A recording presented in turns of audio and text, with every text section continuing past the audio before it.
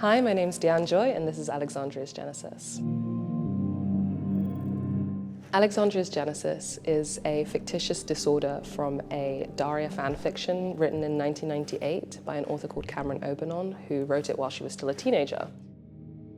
In this text, people with Alexandria's Genesis are promised certain things, such as perfect white skin, the perfect body, freedom from illness, freedom from unwanted body hair, and among other things, a trademark pair of purple eyes.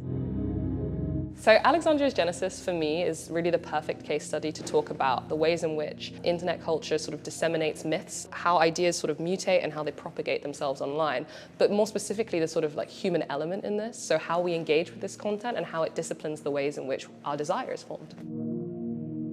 Lacan's concept of the gaze basically states that something happens inside of us when we become aware of other people's observation of us. When you're thinking about the gaze in relation to social media, our gaze, the way in which we engage with our phones, drives algorithmic processes. That determines the content we see and the ways in which we understand the world around us, the world that we can't access.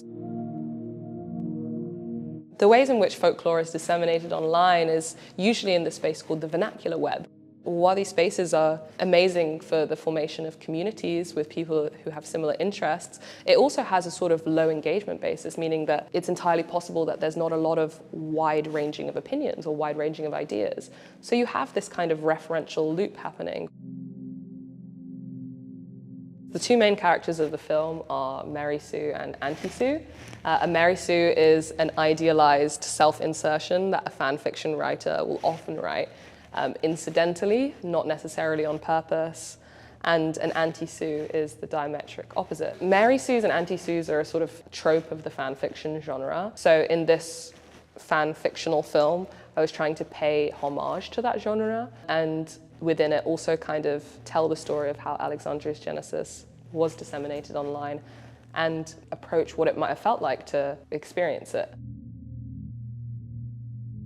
The first thing I did when I began researching for this work was I reached out to Cameron to have a sort of first-hand account of what it feels like to write something that spins so extremely out of your control. From there, I decided to restage the interview within her teenage bedroom. So we worked together sort of designing the space, first in Blender and then in Unreal Engine. So the structure of this work is kind of resembling a web ring, which is a type of web page formation that was really prominent at the beginning of the internet in the late 90s/early 2000s. Within a web ring, you'd have a series of related pages, so usually connected on one idea or topic that would be sort of linked in a chain.